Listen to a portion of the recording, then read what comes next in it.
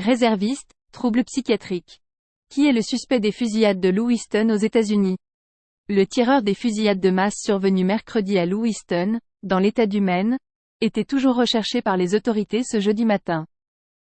Un ancien réserviste de l'armée, instructeur en armes à feu, ayant souffert par le passé de difficultés psychiatriques, est recherché par la police. L'auteur présumé du massacre est toujours en liberté.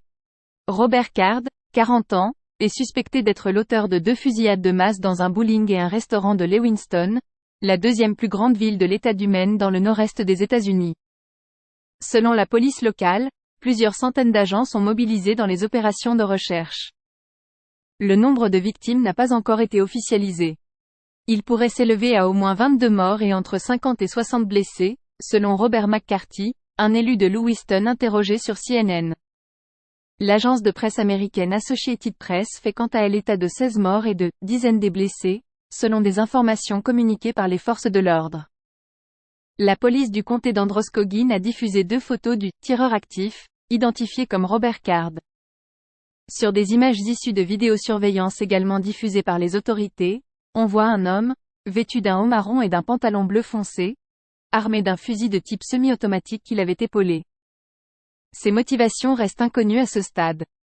Le responsable de la sécurité publique du Maine, Mike Sawchuk, affirme la police a localisé un véhicule recherché, un SUV blanc, à Lisbonne, une localité située à une douzaine de kilomètres de Lewiston, où les habitants ont également été appelés à rester chez eux.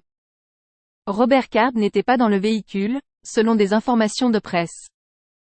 Selon CNN, citant des sources des forces de l'ordre, Robert Card est un réserviste de l'armée, instructeur certifié en armes à feu.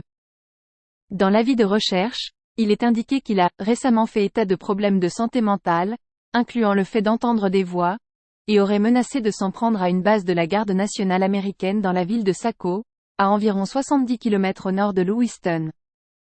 Ce drame, qui pourrait être l'un des plus meurtriers des dernières années, est venu immédiatement s'inscrire dans la litanie des fusillades qui endeuillent régulièrement les États-Unis où les armes à feu pullulent et sont facilement accessibles à l'achat. Le pays compte davantage d'armes individuelles que d'habitants. Un adulte sur 3 possède au moins une arme et près d'un adulte sur 2 vit dans un foyer où se trouve une arme. Hors suicide, plus de 15 000 personnes sont mortes dans des violences par arme à feu depuis début 2023 dans le pays. L'attaque de mercredi est la plus meurtrière enregistrée sur la période, selon l'association Gun Violence Archive, GVA.